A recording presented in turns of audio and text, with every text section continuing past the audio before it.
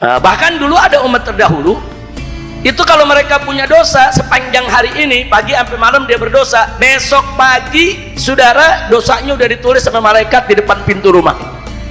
Nah bayangin dah kalau kita ngalamin tuh, kalau kita zaman kita model begitu, orang belum bangun kita udah bangun duluan, buru-buru kita hapus tuh tulisan ya kawan.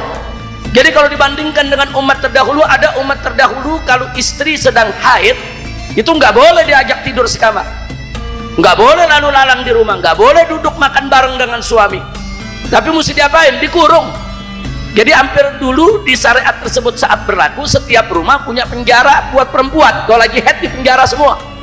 Begitu juga kita bisa lihat ada umat terdahulu kalau punya dosa besar taubatnya bunuh diri. Perintah Allah, Allah suruh bunuh diri sebagai tanda daripada taubatnya.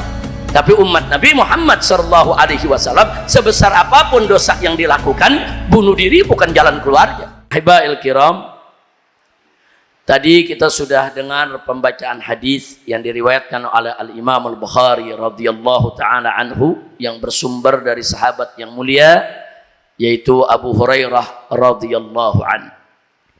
Hadis ini menarik. Jadi tadi sudah kita dengar bagaimana Nabi kita alaihi salatu wassalam mengatakan innad dina yusrun. Jadi agama itu adalah mudah. Nah, saya ingin menyampaikan agama ini mudah baik dari segi makna zati maupun dari segi mafhumnya. Dari makna zatinya artinya agama Islam itu memang agama yang mudah. Jadi nggak ada yang sulit dalam ajaran Islam ya kawan. Agama Islam itu pada intisarinya memang agama yang mudah. Mudah dipahami, mudah dicerna, mudah diterima, dan mudah untuk diamalkan. Itulah dasar daripada ajaran Islam yang dibawa oleh Nabi kita Muhammad sallallahu alaihi wasallam. Nggak ada yang sulit dalam Islam. Apa yang sulit dalam Islam ya kawan? Salat 5 waktu yang diberikan oleh Allah itu sudah mudah. Coba kalau diberikan 50 waktu sebagaimana pertama kali Allah titahkan kepada Nabi kita Muhammad sallallahu alaihi wasallam, luar biasa beratnya. Tapi begitu menjadi 5 waktu itu udah paling mudah buat kita. Nah, jadi jangan lagi 5 waktu nanti kita anggap ini tidak mudah. Enggak, sholat 5 waktu itu sudah mudah. Puasa Ramadan itu zatnya memang sudah mudah. Karena kita puasa di bulan Ramadan bukan diperintahkan untuk berhaus-hausan dan berlapar-laparan. Buktinya sebelum puasa kita dianjurkan untuk sahur. Nah, dan begitu buka puasa kita dianjurkan untuk disegerakan. Artinya puasa yang diperintahkan itu simpel, sederhana, mudah, dan manfaat untuk kesehatan kita. Nah, jadi sekali lagi itu yang saya maksud adalah makna zatinya. Agama ini memang mudah. Jadi apapun yang ada dalam ajaran Islam tidak pantas kalau ada hukum-hukum yang kita pelajari dalam ajaran Islam nanti ada yang kita katakan tidak mudah. Semua mudah. Nah, sampai dalam urusan akidah pun Islam ini mudah, simple. Dia mengajarkan kepada umatnya, qul huwallahu ahad, katakanlah ya Muhammad bahwa Allah itu esa. Allahus samad, Allah itu tempat kita bergantung, tempat memohon, lam yalid walam yulad, Allah tidak beranak dan tidak diperanakan, walam yakul lahu kufuwan ahad, dan tidak ada satu yang seperti Allah. Ini akidah yang simpel mudah. Maka itu saya katakan ad-dinu yusrun itu adalah makna zatinya memang mudah agama kita. Mau pemahaman akidahnya, mau pemahaman syariatnya, semua simpel, sederhana, serba mudah. Alhamdulillah. Kira-kira jelas ya yang saya maksudkan di sini ya. Baik, sekarang yang kedua. Nah, kita bicara soal innad dina yusrun. Agama itu adalah mudah. Mudahnya agama ini tadi sudah dijelaskan oleh Habib Hanif, saudara, yaitu berbagai macam jenis kemudahan yang didapatkan oleh umat Nabi Muhammad sallallahu alaihi wasallam. Tapi ada hal yang ingin saya garis bawahi.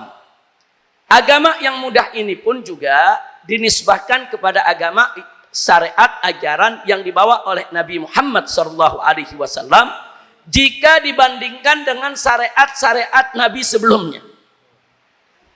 Jadi mudah betul. Contoh, mari kita lihat bagaimana umat Nabi sebelum Nabi Muhammad sallallahu alaihi wasallam dulu ya ikhwan, itu ada yang punya syariat kalau pakaiannya kena najis mesti dipotong, dibuang. Sementara syariat Nabi Muhammad enggak, kena najis, jangankan najis yang ringan atau yang sedang, najis yang mughalladhah sekalipun tetap bisa dibersihkan, diberikan cara. Begitu juga kita bisa lihat ada umat terdahulu kalau punya dosa besar, taubatnya bunuh diri. Perintah Allah, Allah suruh bunuh diri sebagai tanda daripada taubatnya. Tapi umat Nabi Muhammad SAW, sebesar apapun dosa yang dilakukan, bunuh diri bukan jalan keluarnya. Istighfar, mohon ampun kepada Allah, sesali apa yang telah diperbuatnya, dan bertekad untuk tidak mengulangi. Simple, mudah, ini agama. Jadi kalau dibandingkan dengan umat terdahulu, ada umat terdahulu kalau istri sedang haid, itu nggak boleh diajak tidur sekamar. Nggak boleh lalu lalang di rumah, nggak boleh duduk makan bareng dengan suami. Tapi mesti diapain? Dikurung. Jadi hampir dulu di syariat tersebut saat berlaku, setiap rumah punya penjara buat perempuan. Kalau lagi haid di penjara semua, nggak boleh berbaur. Tapi umat Nabi Muhammad SAW, istri yang sedang haid tidur sekamar boleh, tidur sekasur boleh, makan minum bareng boleh, lalu lalang di rumah bebas. Yang nggak boleh melakukan hubungan intim, itu aja. Subhanallah. Jadi agama yang dibawa oleh Nabi ini betul-betul memang mudah, sangat mudah dibandingkan dengan syariat yang dibawa oleh umat Nabi sebelumnya. Bahkan dulu ada umat terdahulu, itu kalau mereka punya dosa sepanjang hari ini, pagi sampai malam dia berdosa, besok pagi, saudara, dosanya udah ditulis sama malaikat di depan pintu rumah. Nah bayangin dah kalau kita ngalamin. Itu kalau kita zaman kita model begitu, orang belum bangun, kita udah bangun duluan. Buru-buru kita hapus tuh tulisan, ya kawan. Apa yang kita kerjain ditulis depan rumah kita. Nih kemarin dosanya ini, kafarohnya begini, dosanya ini, kafarohnya begini, dosanya ini, cara ngapusnya begini, ditulis. Tapi umat Nabi Muhammad SAW, saudara, Allah nggak tuliskan itu. Malaikat nggak ada yang tugas untuk nuliskan itu depan pintu rumah kita, ya kawan. Allah tutup kita punya keburukan, Allah tutup kita punya kejelekan. Subhanallah. Begitu saya mau tanya, berarti agama Islam ini mudah tidak? Simple tidak? Indah tidak? Oh indah. Agama Islam, syariat yang dibawa oleh Nabi Muhammad SAW ini begitu luar biasa. Nah jadi ad-dinu yusrun itu memang kalau kita tadabbur, kita tafakur, dimensinya luas. Dimensinya luas. Jadi dari segi akidahnya simpel, sederhana, mudah untuk dipahami. Kemudian dari segi pelaksanaan syariatnya juga mudah, simpel untuk dilaksanakan. Itu yang kedua tadi. Yang ketiga barusan ternyata dibandingkan dengan syariat umat Nabi sebelum Nabi Muhammad SAW, justru syariat yang dibawa oleh Nabi kita jauh lebih mudah. Dan yang keempat, saudara, yang tidak boleh kita lupa, bahwa agama mudah ini justru ini akhirnya menjadi prinsip dalam beragama. Sehingga tadi dijelaskan oleh Habib Hanif, melahirkan kaidah. Tadi sudah disebutkan ada al-masyaqqah tajlibut taisir, kemudian ada juga idza dhaqal amr ittasa. Saudara, ini semua kaidah-kaidah ini menunjukkan bagaimana kalau umat ini sudah terdesak dalam satu kesulitan, begitu sudah puncak kesulitan menjadi mudah. Subhanallah. Jadi bukan syariat ini menyulitkan kita, enggak, saudara.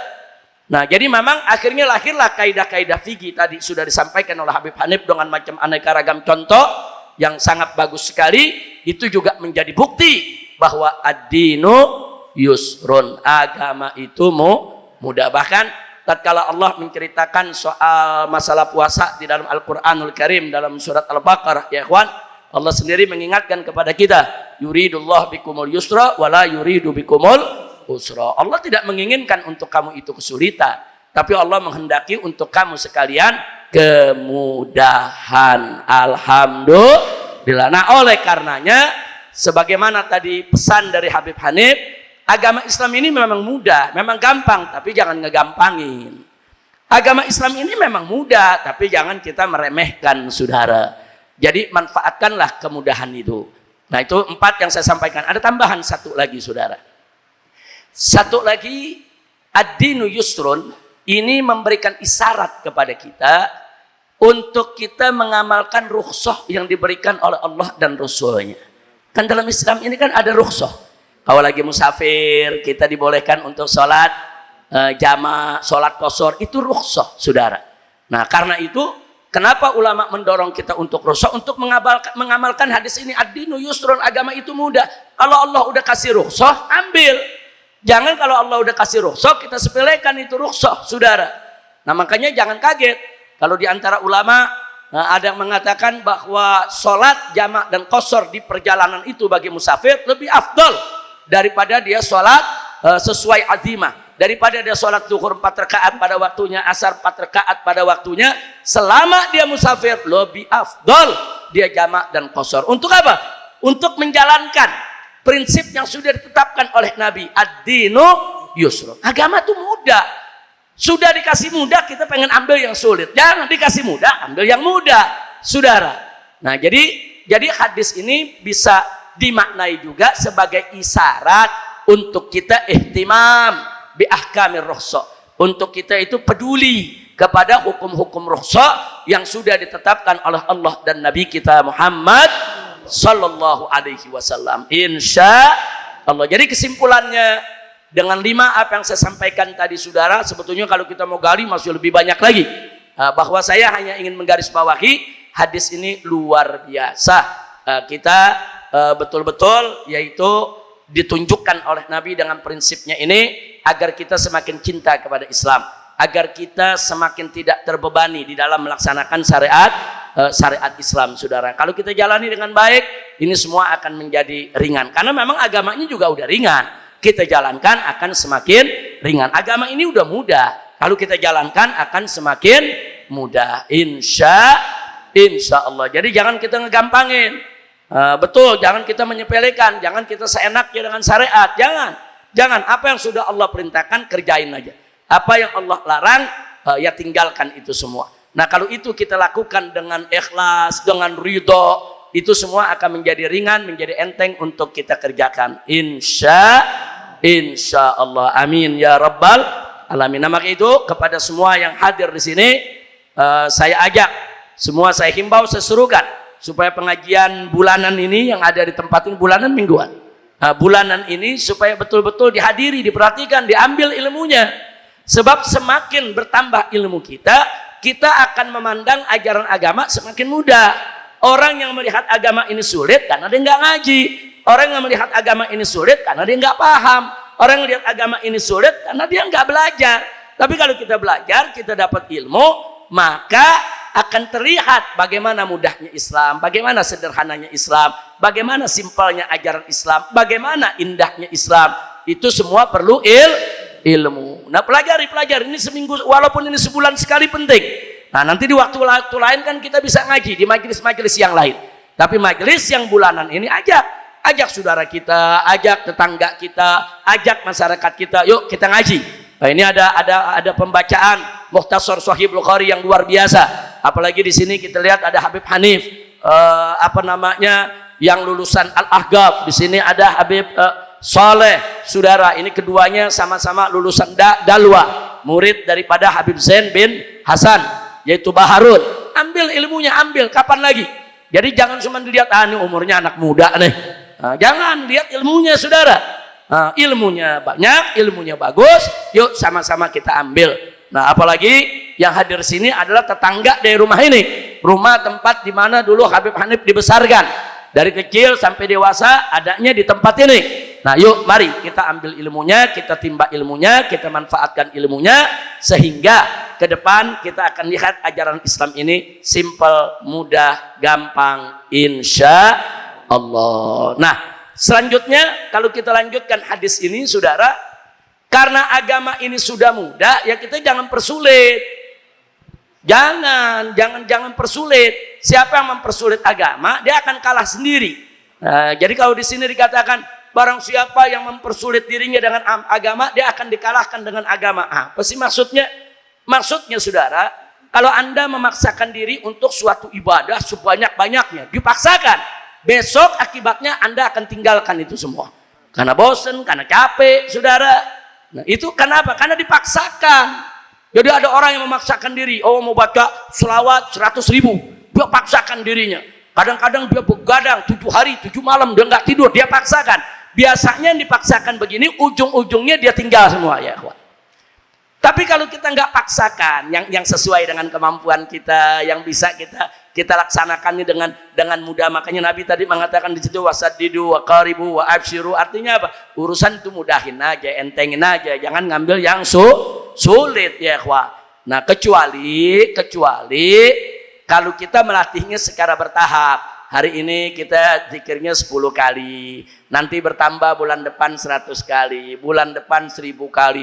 Kalau udah biasa ke depan 100.000 kali juga nggak apa-apa saudara. Kenapa? Karena akan enteng bagi dia, karena sudah terbiasa. Tapi kalau yang belum terbiasa saudara, baca Quran aja belum bisa, ngaji masih males, tiba-tiba udah mau ngamalin yang berat-berat saudara. Yang begini biasanya ujung-ujungnya nggak awet. Nggak sampai sebulan juga ditinggal tuh semua, langsung pensiun baru sebulan. Kenapa? Karena dia mempersulit diri. Dalam hadis lain kan Nabi mengatakan halakal mutanatti'un, halakal mutanatti'un, halakal mutanatti'un, sampai 3 kali Nabi katakan. Maksudnya apa? Binasa orang yang suka memperberat, mempersulit ibadah. Jangan dipersulit. Jadi kalau Allah udah kasih udah mudah, ya kerjain yang mudah ya kawan, minimal. Jangan kita pernah tinggalkan yang wajib, itu dulu kita jaga. Nah kalau yang wajib udah bisa kita jaga diri kita dari yang haram, besok kita tingkatkan, kita laksanakan yang sunnah-sunnah, kita tinggalkan juga yang makruh-makruh, semua dilakukan secara bertahap agar kita mudah untuk menitinya. Amin ya rabbal alamin. Kira-kira yang disampaikan malam ini jelas ya? Jelas semua ya. Jadi jangan kita ibadah memaksakan diri. La yukallifullahu nafsan illa wus'aha. Allah itu tidak membebani hambanya itu kecuali sesuai dengan kemampuannya. Ukur kemampuan kita, oh kemampuan saya cuma sampai di sini dulu nih, ya amalkan apa yang kita mampu. Insya Allah nanti akan Allah tambah kekuatan kita, Allah akan tambah kemurnian hati kita, Allah akan tambah tingkat daripada iman takwa kita. Nah kalau sudah Allah tambah, insya Allah ke depan semua ibadah yang mungkin di mata orang berat, di mata kita jadi ringan. Kenapa? Karena kita sudah terbiasa. Nah terakhir,